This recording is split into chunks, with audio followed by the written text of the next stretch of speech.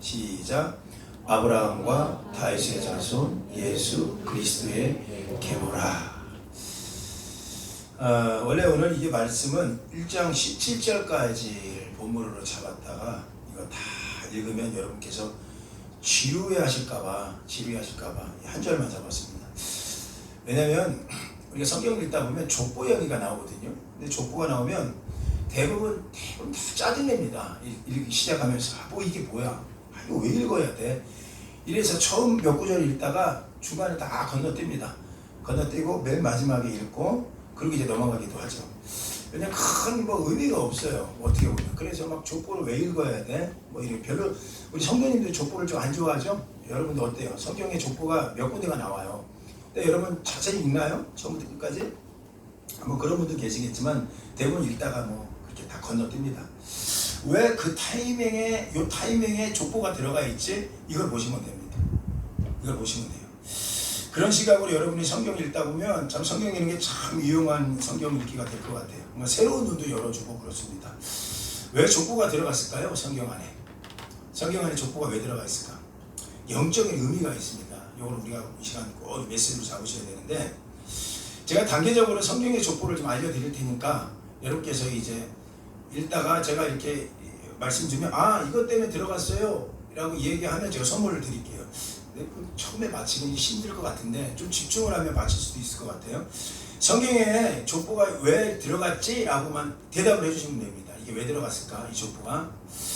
성경에 처음으로 족보가 나오는 곳이 창세기 4장과 5장입니다. 창세기 4장과 5장에 보면 처음 족보가 나옵니다. 근데 정확히 말하면 아담의 아들 이야기가 나옵니다. 아담의 아들, 가인의 아들, 정확히 말하면 카인의 아들이죠. 셋의 아들이 이렇게 나오기 시작하는 거예요. 그러고 나서 두 번째 족보는 창세기 10장에 가면 노아의 족보가 흘러나옵니다. 노아의 족보. 여러분 빨리 맞히셔야 돼요. 이거 공통점이 있어요. 왜 족보가 들어가는지. 근데 노아의 후손인데 정확히 얘기하면 노아의 세 아들의 족보예요. 셈과 함과 야벳이라는 그 아들이 이제 노아의 후손이죠. 아들인데 세 아들. 그 이야기가 이제 나오기 시작합니다. 그리고 이제 가서는 한 장 더 넘기면 창세기 11장에 가면 이제 셈과 함과 야벳의 아들 중에서 두 아들이 빠지고 셈의 족보가 나옵니다. 11장에 가면 족보가 쭉 흘러나와요. 셈의 족보가 나오기 시작합니다. 그리고 구약 때는 창세기 때는 세 번의 족보가 나오고 또 가서는 이제 룻기서 여러분 보셨을 거예요. 룻의 이야기. 룻기서에 가면 룻기 4장에 가면 또 족보가 또 나와요. 베레스의 후손의 족보 이야기가 또 나오기 시작합니다. 그리고 나서 이제 역대상으로 가면 역대상 1장부터 9장까지 족보가 굉장히 길어요. 1장부터 9장까지 거의 9장에 걸쳐서 족보 이야기가 나오는데 이 족보의 내용은 이스라엘의 12아들의 족보들이 쭉 나오기 시작합니다. 그리고 이제 시작하는 거예요. 그리고 모든 것이 이제 그렇게 이제 인도함을 받습니다. 자, 힌트를 이렇게 지금 몇 가지 얘기했어요. 힌트를 혹시 발견하셨나요? 족보가 왜 그 타이밍에 들어가야 되는지?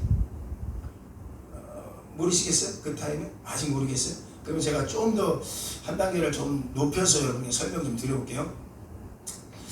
2단계 힌트를 좀 드려볼게요. 어떤 패턴이 있어요. 족보가 그냥 나오지 않아요. 어떤 패턴이 있고 나서가 나옵니다.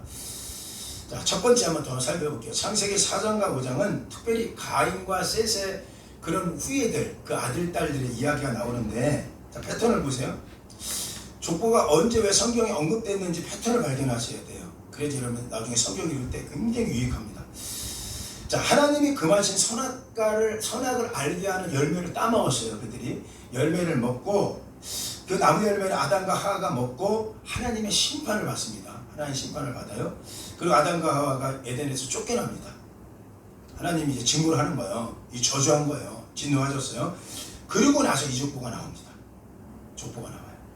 자, 두 번째 족보 살펴볼게요. 창세기 10장은 노아의 족보 얘기인데 셈과 함과 야벳인데, 여러분 노아 때 보면 항상 이렇게 얘기했어요. 세상 사람들이 악함을 보시고 너무 악한 거예요. 하나님을 알지도 못하고 범죄, 그냥 동성애자가 엄청나게 휩쓸렸던 시대 아닙니까? 노아의 방주 때. 그때 하나님이 물로 심판을 다 하십니다. 심판을 하셨어요. 그리고 물로 다 심판한 후에 이 족보가 나오기 시작하는 거예요. 그게 이제 창세기 이제 10장이고, 창세기 11장 이야기는 또 다른 면이에요. 그 세 아들 중에 셈의 족보가 나오잖아요. 셈의 족보가 이제 흘러나오는데, 그 이야기는 그 전에 어떤 사건이 있었냐면 바벨탑 사건이 있었습니다. 사람이 교만해서 바벨탑을 습니다.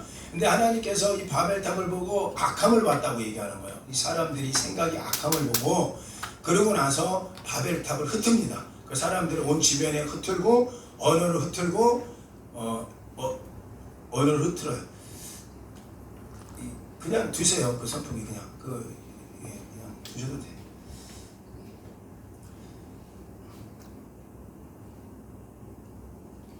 그 셈의 이야기는 바벨탑을 쌓은 것에 대해서 우상 숭배를 합니다. 하나님을 대적하고 거절하죠. 하나님을. 그래서 하나님이 바벨탑을 심판하세요. 심판하고 나서 그들이 언어를 혼잡하게 하고 사람들을 온 지면에서 흩으십니다. 그러고 나서 족보를 이야기를 해요. 그때 이제 타이밍에 들어가는 거예요. 자, 이 정도 하면 어느 정도 나와야 되는데 여러분이 아직도 안 나왔죠. 자, 루카서 4장에 들어갈게요. 4장은 이제 계속해서 어떤 얘기를 하느냐, 이제 룻기가 사사기 안에 들어가 있는 이런 말씀이에요. 그 당시 왕이 없기 때문에 사사들을 하나님이 지도자를 세우는데 자꾸 죄를 져요. 이스라엘 사람들이 엄청난 죄를 계속 짓습니다. 짓고 사사 보내주면 그때 반짝 철들었다가 또 우상 섬기고 또 막 그래. 그러니까 하나님께서는 루키서 4장 보면 이제 그때 그 모습을 보면서 심판을 하는 의미에서 이제 4장에 베레스의 족보를 이제 만들어놔요. 베레스의 족보가 흘러나갑니다. 자 이제 역대상 이제 1장과 9장은 이스라엘 12지파 이야기가 나오는데 그때 족보가 쭉 흘러나요. 근데 그 배경을 보셔야 돼요.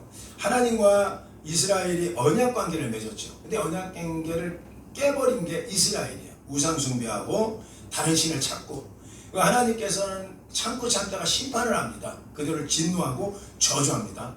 그러고 나서 그들이 어디로 끌려가느냐, 바벨론으로 끌려갑니다. 바벨론으로 끌려가고 엄청난 고생을 하죠. 그들이 고생을 하고 심판받을 때 그때 족보 이야기가 나오는 거야. 자, 이 정도까지 두 단계 제가 말씀드렸어요. 성경에 족보가 그냥 들어가는 게 아니라 족보는 어떤 타이밍 안에 족보가 들어갈까요? 동일하게 얘기하셨어. 두 분이 집사님이 그냥 뭐 할 때?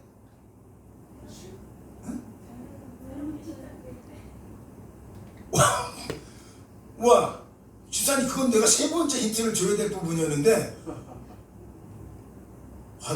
이래서 자녀들이 머리가 좋은가 봐. 저 집안은 분명히 아빠 닮지는 않은 것 같아요. 엄마 닮았어요. 엄마. 와, 내가 깜짝 놀랐습니다. 두 번째는 뭐냐면, 맞아, 심판하고 진노하시고 책망하셨을 때 족보 이야기가 나오는 거예요. 이 두 번째가 그랬어요. 여기에 끝나는 게 아니라 제가 오늘 설교 빨리 끝날 것 같아요. 세 번째가 뭐냐면, 더 힌트가 뭐예요? 이들이 심판에 끝난 게 아니라, 잘 보세요. 창세기 4장과 5장은 그들이 심판받고 에덴 동산에 쫓겨났잖아요. 쫓겨나고 나서 그냥 끝난 게 아니라 족보 얘기가 뭐냐면, 새로운, 우리 집사님 얘기한 것처럼 새로운, 전혀 이들이 경험하지 못한 새로운 세상, 새로운 역사를 만들어 간다는 표시로 족보를 주는 거예요. 이전에 없었던 걸 완전히 진노로 심판으로 끝난 거예요. 그리고 새롭게 만들어 준다 라는 의미로 족보 이야기가 나왔습니다. 집사님 얘기해갖고 제가 쉽게 얘기할 수 있을 것 같아요. 보세요. 이제 창세기 10장은 노아의 방주 때 사람들이 다 멸했잖아요. 없어졌잖아요. 그러고 나서 셈의 후손으로 이제 다시 세워져 나가는 거예요. 전혀 새로운 세상이 열리는 거예요. 전혀 이전에 있었던 게 아닌 전혀 새로운 시작으로 하나님 만들어줄 때 족보 이야기가 나온다. 자, 창세기 11장은 바벨탑을 했다가 다 무너졌어요. 그러고 나서 셈의 후손 중에 정확히 얘기하면 아브라함이 등장합니다. 아브라함을 통하여 새로운 세상을 만들어 갈 거야. 새로운 거. 그래서 그 족보가 그때 의미로 타이밍에 들어가기 시작하는 거예요. 역대상 1장과 9장도 마찬가지죠. 이스라엘이 바벨론 포로로 끌려갔어요. 거기 끝난 게 아니에요. 심판은 끝난 거예요. 심판을 받았어요. 그리고 나서 하나님의 계획하시는 거 보십시오. 하나님이 바벨론 동쪽의 자그만 나라, 아주 자그만 나라를 일으키십니다. 근데 바벨론이 그 나라가 있는지도 몰랐었어. 그 누구냐? 페르시아야, 페르시아. 페르시아를 일으켜갖고 하나님이 바벨론을 멸하고 모든 민족과 모든 다른 이방족들을 다 멸하고 나서 페르시아가 왕국을 일으킵니다. 그리고 나서 페르시아의 고레스 들어봤을 거예요, 성경에. 느부갓네살이 망하고 말하자면 고레스 왕, 그러니까 페르시아 왕이거든요. 고레스 왕이 일어나서 이스라엘을 해방을 시키는 거예요. 이스라엘을 나라라고 해방을 시켰고, 그때 이스라엘이 나와서 12족속이 새로 시작하는 거예요. 12족속의 이름들이 쫙 나와요. 그래서 우리 집사님 얘기한 것처럼 나 깜짝 놀랐네. 와. 그래서 족보가 나온 타이밍 정확합니다. 우리 집사님이 첫 번째 뭐예요? 심판과 저주가 끝났을 때 족보가 등장하고, 거기에 끝나는 게 아니라 전혀 새로운 세상, 전혀 우리가 이전에 경험하지 못한 새로운 세상이 일어났을 때 족보가 시작하는 거예요. 그런 의미로 오늘 본문을 여러분 읽은 거예요. 그런 본문으로. 자, 다시 한번 정리합시다. 성경에 족보가 들어갈 때는 두 가지예요. 왜 족보가 들어가는 거예요? 얘기해 보세요. 첫 번째, 하나님의 심판과 그렇지 저주 진노가 끝났을 때 족보가 들어오는 거예요. 그리고 두 번째 뭐예요? 전혀 새로운 세상이 역사가 열릴 때 그때 족보가 등장하더라는 거예요. 그런 의미로 오늘 1장을 이렇게 보면 여러분 더욱더 여러분께서 의미를 둘 수 있습니다. 오늘 1장을 읽다 보면 자 보세요. 너무나 여러분께 새로운 걸 볼 수 있어요. 그건 뭐냐면 야 그럼 1장이 어떻게 된 거야? 이렇게 보십시오. 마태복음 1장을 쭉 보면 이제 구약이 끝났구나. 구약에 받았던 구약의 모든 저주와 심판이 끝난 거예요. 이제. 그러니까 이제부터 우리는 구약에서 말하는 율법의 저주, 행위의 저주, 그것 때문에 우리가 고난받는 일이 없는 거예요. 이제 하나님 심판으로 다 끝났어요. 다 끝나고 오늘 말씀에 아브라함과 다윗의 자손 예수 그리스도의 계보라라고 시작을 하는 거예요. 여러분 계보라는 것은 이전 성경에는 세계라 이런 뜻이에요. 우리로 얘기하면 족보라는 뜻이에요. 족보. 이제부터 새로운 세상이 열렸다라는 거예요. 이미 구약에 있었던 모든 심판과 모든 진노는 끝났다. 이제 끝났어. 이제 여러분이 새로운 게 열려야 되는 거예요. 이제 새로운 게. 이제 새로운 세상이 열리는구나. 이 새로운 세상이 열리는 시작이 누구냐라고 묻고 있는 건데, 자 조금만 더 따라와 보세요. 자, 이 형 다 오셨으니까. 자 여러분 보십시오. 창세기 11장에 보면 셈의 후예로 누가 등장을 하냐면 족보의 시작, 새로운 시작에 사람 하나를 세우는데 그게 아브라함이었어요. 셈의 후예 중에 아브라함이 시작을 한다는 거예요. 여러분 족보를 나중에 집에 가서 보십시오. 족보의 끝부분이 시작점이 되는 거예요. 그러니까 창세기 11장에 셈의 후손을 쭉쭉쭉 얘기하면서 그새 누구 나오느냐면 아브라함으로 끝납니다. 누구는 아브라함을 낳느니라 이래요. 그러니까 아브라함이 출발점이 된 거예요. 이제. 아브라함도 새로운 세상이 이어진 거예요. 조금 더 가볼게요. 룻기서 4장에는 그렇게 많은 사사들을 보냈음에도 불구하고 그들이 온갖 죄를 짓고 살았어요. 이제 사사의 마지막이 누구냐고 묻고 있는 거예요. 사사의 마지막은 왕이 돼야 되고 이 왕이 누구냐? 룻기서 4장에 보면 이렇게 시작을 해요. 끝나요. 보세요. 베레스는 헤스론을 낳고 헤스론은 람을 낳고 람은 아비나답을 낳고 아비나답은 나손을 낳고 나손은 보아스를 낳고 잘 들어요. 보아스는 이새를 낳고 이새는 다윗을 낳느니라. 다윗이 끝이에요. 끝인데 다윗을 통하여 시작이 되는 거예요. 새로운 세상에. 이전에 이새가 다윗의 아버지인 거예요. 아시겠죠? 자, 이 얘기는 무슨 얘기냐면 족보의 끝에 나오는 사람을 통해서 하나님이 새로운 역사를 만들어준다는 얘기예요. 족보의 끝이 아니라 그 사람을 통해서 하나님이 새로운 세계, 전혀 너희가 경험하지 못한 세계를 만들어주겠다. 이전에 모든 것은 다 망했고 끝났다. 이제 내 저주도 다 끝났어. 이제 심판도 끝났어. 이제 새로운 세상을 만들어줄 거야. 아브라함을 통해서 만들어졌죠. 그 다음에 다윗을 통해서 만들어졌고, 또 오늘 본문 끝까지 17절까지 안 읽었지만 17절만 한번 읽어보십시오. 정확히 16절만 오늘 말씀의 16절, 본문의 16절 한번 읽어보세요. 끝에 누가 등장하는지. 시작. 야곱은 마리아의 남편 요셉을 낳았으니 마리아에게서 그리스도라 칭하는 예수가 나니라. 예수가 나니라. 자, 여러분 보세요.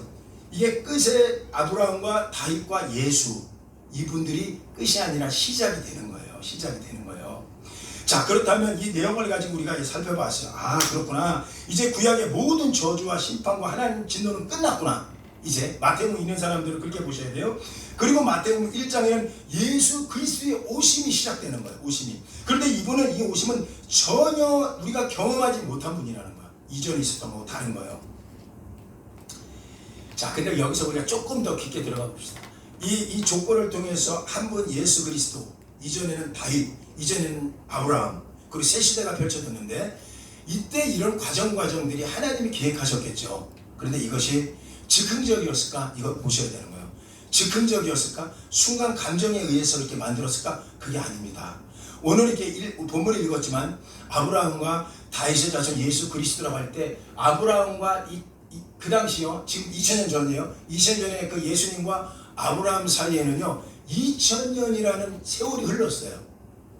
그러면 지금 우리로 볼 때는 4000년이라는 세월이 흘러온 거죠. 아브라함부터 지금까지. 그러면 하나님이 얼마나 이걸 정확하게 그때 보내려고 계획하시고 인도하고 계셨냐라는. 근데 4000년만 그랬을까? 또 다른 성경 우리가 조금 안 찾아봐도 돼요. 누가복음 3장에 보면 예수님의 그 족보 이야기가 나오는데 아브라함 때 끝나는 게 아니라 하나님 때까지 올라갑니다. 누구는 누구를, 누구는 누구의, 그 누구는 누구의, 그 위에는 누구 올라가서 쭉쭉쭉쭉 올라가고 나중에는 아브라함을 뛰어넘어갖고 그 위에까지 데라 뭐 이런 사람 다 뛰어넘어요. 뛰어넘어 어디까지 올라가느냐? 하나님, 마지막은 하나님이니라 라고 올라갑니다. 그럼 이걸 보십시오. 이 지금 예수님이라는 이 족보에서 이 예수님, 우리가 예수님을 지금 우리가 믿고 있지만 이때까지 올 때까지 이게 수천 년이 아니잖아요. 그 많은 세월 동안 하나님이 얼마나 이걸 계획하고 계셨느냐라는 거예요. 하나님이 얼마나 정확하게 이걸 계산하고 계셨을까? 이게 저는요 굉장히 묵상이 됩니다. 하나님이 다 계획하고 있었어. 이 모든 것을. 그런데 우리는 하나님을 찾질 않아요. 이 목마름에 대해서 하나님을. 로마서 3장에 보니까 하나님을 찾는 자들이 없대. 물론 있을 수 있어요. 어떤 사람은 그런 얘기예요. 뭐 구도자의 삶을 열심히 해갖고 하나님을 만났다. 여러분 정확히 얘기합시다. 우리 정확히. 여러분 정말 여러분이 돈 닦아서 뭐 해갖고 하나님 만난 사람 있으면 나오라고. 그렇게 신이 만나집니까? 신은 그렇게 만나는 거 아니에요. 석가모니가 신을 만난 게 아니에요. 자기가 그냥 그 깨달은 거야. 그냥 깨달은 거. 깨달은 거, 미륵 깨달았다는 거 아닙니까? 그냥 깨달은 것 뿐이지 그가 하나님을 만났다는 얘기가 없어요. 여러분 우리가 구도의 인생을 살아갖고 뭔가 해갖고 하나님을 만난다. 여러분 상상을 한번 해보세요. 그 높은 거룩하신 하나님을 우리가 뭐 해서 만날 수 있는 게 아니에요. 우리 만날 수가 없어요.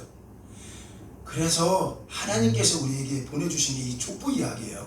그래서 하나님이 보내주는 거예요. 그래서 보내주신 거라니까요. 인간이 하나님을 찾아서 해결된 문제 그런 일은 없습니다. 하나님이 인간에게 오셨기 때문에 해결되는 문제들이었던 거예요. 자 보세요. 로마서 10장 보니까 내가 하나님을 찾았기 때문이 아니라 하나님이 나를 찾아왔다는 증거를 우리가 오늘 알 수 있어요. 로마서 10장 20절을 우리 성경을 한번 다 같이 한번 찾고 한번 읽어봅시다. 이사야 선지자가 이런 말씀을 했어요. 우리 한번 크게 한번 읽어봅시다. 시작. 이사야는 매우 담대하여 내가 나를 찾지 아니하는 자들에게도 찾은 바가 되고 내게 묻지 아니하는 자들에게도 나타나노라. 순종하지 아니하고 거슬려 말하는 사람에게도 내가 손을 벌렸다. 나타났다. 이런 얘기 하는 거예요. 이게 무슨 얘기냐면 나를 찾지 아니하는 자들에게도 찾은 바가 되고 내가 나에게 묻지 않은 자들에게도 내가 나타났다. 이게 족보 영적인 의미예요. 하나님이 보내주신다는 거예요. 근데 이 보내주심이 그 순간 감정에 의해서 이렇게 보내줬겠느냐고요. 수천 년 동안 아니요 만년 이상의 이 세월 동안 흘러내려오면서 하나님이 얼마나 정확하게 바로 그 타이밍에 맞게끔 우리에게 보내주시냐는 거예요. 우리는 이미 알았어요. 아브라함과 다윗과 예수님 이야기를 통해서. 그러니까 이게 몇천 년 전 이야기가 아니라 하나님이 즉흥적으로 인류 역사를 만들어 가시는 분이 아니라 늘 그분이 계획하시고 만들어 가시는 분이에요. 그러니까 즉흥적인 게 아니라는 거예요. 그러니까 이 족보 이야기를 통해서 우리가 하나님을 어떻게 이해해야 되느냐면 하나님이 나타나는 때가 있어요.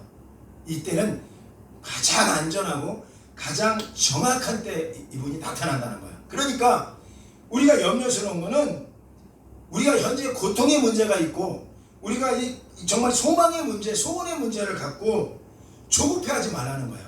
이분이 나타나서 도울 때, 나타날 때는 가장 정확하고 가장 맞는 타이밍에 나타나 주신다, 이 얘기를 하는 거예요. 그래 로마서 8장은 이걸 또 구체적으로 이렇게 표현했는데, 로마서 8장을 우리 한 번만 더 읽어봅시다. 18절부터 21절 우리 한번 크게 한번 소리내서 한번 읽어볼까요? 시작. 생각하건대 현재의 고난은 장차 우리에게 나타날 영광과 비교할 수 없도다. 이제 나타나요. 이분의 족보에 의하면 나타납니다. 그런데 계속 읽어봐요. 시작. 피조물이 고대하는 바는 하나님의 아들들이 나타나는 것이라. 자 보세요. 오늘날 우리가 힘들게 인생 살아가고 있고, 오늘도 우리는 수많은 가슴 아픈 고통의 문제, 간절한 소원의 문제를 담고 살지만, 중요한 건 하나님의 아들들이 나타난다. 이게 복수잖아요.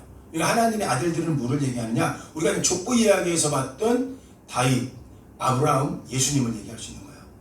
그분들이 나타날 때가 있다. 우리 피조물들은 오늘 힘들고 고대도 중요한 거 우리가 해야 될 일이 있더라는 거예요. 한번 읽어볼까? 피조물이 허무한데, 이거부터 읽어보세요. 시작.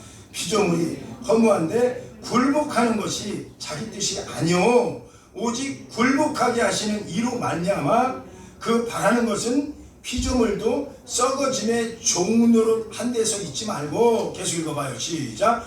하나님의 자녀들의 영광에 이르느니라. 자, 이걸 중요해요. 하나님이 우리 피조물들에게 보내주세요. 적절한 타이밍이 있어요. 이 족보가 그 얘기하는 거예요. 적절한 타이밍, 때로는 심판과 저주가 끝났을 때 보내주시는데 아주 새로운 것으로 보내주셔요. 이게 하나님의, 사람들이 아들입니다. 하나님의 아들들. 그런데 우리가 해야 될 일이 있어요. 그건 뭐냐면 자꾸 썩어질 것에 우리가 자꾸 살지 말라는 거예요. 피조물이 허무한데 굴복하는 것이 하나님 뜻이 아니래요. 자기 뜻이 아니래요. 허무한데 굴복당하지 말고 분명히 나타나 도와주신다. 이 족보 이야기가 그거라니까요. 근데 이 계획이 여러분 그냥 몇백 년 안에 세워진 계획이 아니라는 사실을 꼭 기억하세요. 수천 년 동안 하나님께서 만들어 놓으신 거예요. 계속해서. 그러니까 우리는 다시 한번 기억해야 될 게, 이 족보 이야기는 영적인 깨달음으로 와야 돼요. 아, 하나님이 가장 정확하고 가장 좋은 타이밍을 만들어갈 때가 있겠구나. 절대 조급하면 안 됩니다. 우리가 그분을 기다리고 있으면. 그리고 두 번째 우리 생각할 수 있는 거, 하나님을 절대 실수하지 않는다는 거예요. 가장 안전하고 가장 명확하고 정확한 시기에 가장 안전한 방법으로 그분은 그걸 성취해 오셨어요. 자, 그 근거를 우리가 어떻게 알 수 있느냐? 오늘 이 본문을 여러분께 다 읽지 않았지만 1절부터 16절까지는 누군 누굴 낳고 누군 누굴 낳고 누군 누굴 낳고인데, 이 사람들이 46명이 등장합니다. 46명. 그런데 여러분 이거 보십시오. 46명의 사람이 등장할 때 이건 무엇을 말씀하느냐면 46명은 전부 다 사람이에요. 사람. 그러니까 우리가 볼 때는 불완전해요. 이 사람을 통해서 예수님이 나왔다는 게 불완전한 거예요. 그리고 완전하신 하나님이 불완전한 사람을 통하여 이 땅에 오신다. 여러분 보십시오. 우리 하나님이 수많은 시간 동안 이거 계획하시고 가장 안전할 때 가장 좋은 거 주시려고, 예수님 주시려고 우리에게 모든 거 예비하셨는데, 하나님 계획 안에도 누구 밑에 누구 아들, 누구 밑에 누구 아들, 누구 밑에 누구 아들 이렇게 모르셨을까? 46명의 사람들 다 알고 계셨어요. 근데 그 사람들을 보십시오. 완벽합니까? 여러분 제가 열왕기 상하를 제가 알기 때문에 말씀드리는 거예요. 여기서 완전한 사람 한 명도 없어요. 한 명도 없어요. 완전한 사람 없습니다. 다 불안하죠. 불완전한 사람들한테 또 그들은 대부분 또 어땠어요? 대부분 음란하죠. 탐욕에 뒤범벅한 불완전한 사람들, 부정한 사람들을 통해서 예수님이 오신다? 여러분 하나님 입장에서는 얼마나 이분이 그 결정하기까지 얼마나 불안했을까? 저 이 생각을 좀 해봤어요. 나름대로. 혹시나 이 정말 예수님을 46명을 통해서 오실 때 혹시 누군가라도 거꾸러진다든가 누군가가 막 엄청난 죄를 지어갖고 그 대가 끊긴다든가 이러면 예수님이 못 오시는 거 아니에요. 여러분 이거 생각만 해보세요. 가장 미약하고 연약한 인간을 통해서 불안하지 않았을까요? 우리 하나님도. 그런데 그것도 1천년도 아니고 수천 년 동안 하나님이 심사숙고해서 결정한 것이, 하나님 그 위대한 결정인데, 그러므로도 인간이 연약함이 있을 수 있어요. 그래서 수천 년 동안 계획이 한 번에 틀어진다면, 계획하신 게 예수 그리스도를 이 땅에 보내준다는 것이 틀어진다면, 우리 때문에, 우리 인간 때문에, 놀라운 이 계획이 인간의 무지함과 연약함 때문에 틀어진다면 얼마나 안타깝겠습니까? 그런데 이건 꼭 기억하셔야 돼요. 우리가 아무리 연약해도요, 인간의 연약함은 전능하신 하나님께서 그분을 일을 이루어가는 데는요 절대로 아무 문제가 되지 않는다는 거예요. 그걸 보여준 게 이 사건이에요. 오늘 본문의 사건. 예수님이 오셨다라는 거예요. 오셨다. 그러니까 여러분, 오늘 우리가 적용해야 될 부분이 뭐가 있느냐, 하나님이 어떠한 분임을 아신다면 결국 이 문제에 대해서 여러분 포기하면 안 돼요. 하나님 우리 가정에도 영적인 거요 오시겠구나. 하나님이 우리 가정을 통해서 일하시겠구나. 이럴 때 여러분 갖고 있는 거는 여러분을 자기 해석이 들어가면 안 돼요. 난 이렇게 불완전한 사람인데, 이러지 말라는 거예요. 여러분이 죄와 부정하는 거룩하신 하나님을 절대 해석 못 시켜요. 하나님이 거룩하세요. 그리고 이분은 이 문제에 대해서 절대 걱정하지 말라고 우리에게 주는 구절이 있어요. 여러분 다 한번 찾아보세요. 에베소서 1장 11절입니다. 절대로 불안해하지 마. 내가 사용할 거야. 너희 가정을 사용할 거야. 너희 자녀를 사용할 거야. 정말 이 땅에 정말로 하나님을 기대하는 사람들을 사용할 거야 라고 할 때 절대 걱정하지 말아야 될 구절이 에베소 1장 11절의 구절이에요. 크게 한번 읽어봅시다. 우리가 립싱크 하지 마세요. 우리 이건 정말로 가슴에 묻고 기도하셔야 돼요. 크게. 시작. 모든 일을 그의 뜻에 결정대로 일하시는 이의 계획을 따라 우리가 예정을 입어 그 안에서 기업되었다. 끝. 보세요. 이 하나님이 어떤 분이냐? 우리의 연약함 보고 일하시는 분은 아니라는 거예요. 솔로몬이 얼마나 연약했어요? 그렇죠? 다윗이 얼마나 연약했어요? 아브라함이 얼마나 연약했습니까? 그런데 그 연약함을 가지고 일하는 분이 아니라는 거예요. 모든 일을 그의 뜻이 있다면 그의 뜻의 결정대로 일하시는 이의 첫 번째 계획이 있다.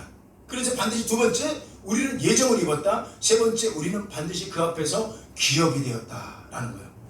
이게 하나님이 우리에게 주신, 하나님이 어떤 분이냐고 알려고 하는 얘기예요. 그렇기 때문에 우리가 영적으로 이런 분이라면 하나님의 그의 뜻의 결정대로 일하시는 분이에요. 절대로 그분이 다른 데로 가지 않아요. 중요한 거는 여러분의 일을 하셔야 됩니다. 하나님이 여러분을 향한 계획이 있어요. 여러분 가정을 향한, 또 우리 신나는 교회를 향한. 근데 이 계획 안에서 우리가 늘 찾아오는 마음이 뭐예요?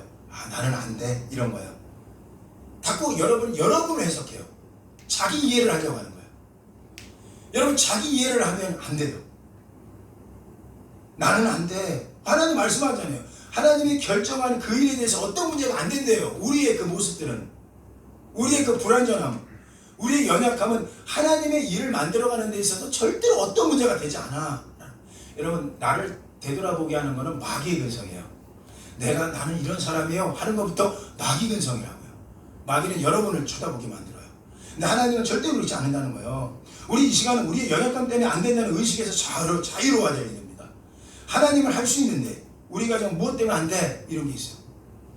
우리 아이 안 돼. 죽을 때까지도 교회 안 나올걸? 여러분 해석하고 있는 거예요. 이게 여러분 해석하고 있다고요. 지금 불완전하다는 거예요. 그 의식에서 자유. 나는 무엇 때문에 안 돼? 나는 안 되는 존재야. 이런 것들 있잖아요. 그런 말 안 하는 거예요. 이 족보 이야기의 영성 앞에서는 하면 안 되는 거예요. 그거는 하나님은 그 어떤 것을 하실 수 있는 분이잖아요. 더 놀라운 거 말씀드리면 그 위대한 하나님 일에 지금 하나님께서 우리를 동참시키고 있다는 거예요. 계속해서 동역자로 그것도 동참시키고 있어요. 해봐. 할 수 있어 라고 말하는 거라니까요. 고린도서 6장 1절입니다. 우리 한번 읽어봅시다. 고린도서 6장 1절 우리 크게 한번 읽어봅시다. 시작. 우리가 하나님과 함께 일하는 자로서 너희를 권하노니 하나님의 은혜를 헛되하게 받지 마. 이거 원어에 보면 헛되게 그분의 계획에 대해서 생각하지 말라는 얘기예요. 하나님의 은혜가 있어. 이게 바로 족보의 은혜예요. 하나님이 오시는 거. 그런데 우리는 자꾸 헛되게 생각하는 거야. 과연 이게 될까? 이걸. 여러분, 결론을 좀 냅시다. 우리의 존재 목적은요, 나를 이해함으로부터 시작하는 게 아니에요. 나를 창조하신 하나님에게 있는 것을 찾으셔야 돼요. 그러므로 내가 왜 살아야 하는지 모르는 분들이 계세요. 지금 난 미래 비전도 모르겠어요. 우리 청소년들, 내가 왜 살지? 미래의 비전 모르는 거 있어. 여러분, 그렇다고 해서 그렇다고 없다고 말하면 안 되는 거예요. 내가 이해함에 내가 있는 게 아니라 예수 그리스도가 이 땅에 오심으로 말미암아 새로운 역사가 됐듯이 내가 내 인생을 좀 이해해갖고 그분께 모든 거 맡기는 게 아니라 그분께서 창조하신 그분께서 나를 끌고 가신다. 여기에 여러분이 맡기셔야 된다는 거예요. 내가 어떤 일을 할지 몰라요. 뭐 이런 분도 계셔요. 보면 내가 하나님 일을 통해서 내가 뭘 할지도 모르겠어요. 여러분, 그거 얘기하는 거 아니에요. 내가 얼마나 가치 있는지 이것도 중요하지 않아요. 하나님께서 하시는 거예요. 여러분, 46명의 남성들이라고 얘기하는 게 아니죠. 그 사람들 중에 여성들이 포함되어 있다는 사실을 아셔야 돼요. 여성들. 그 중에 한 명은 몸을 파는 여인이었고, 예수님이 족부에 올라가 있어요. 예수. 그분은 그 중에 하나는 자기 시아버지하고 이거 말도 안 되는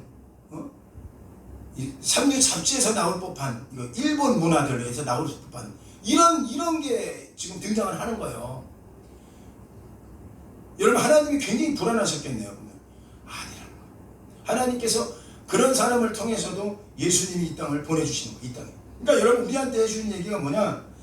열등감 갖지 말라고 얘기하는 거예요. 우리는 가치 있는 인생이야. 하나님께서 끌어가신다.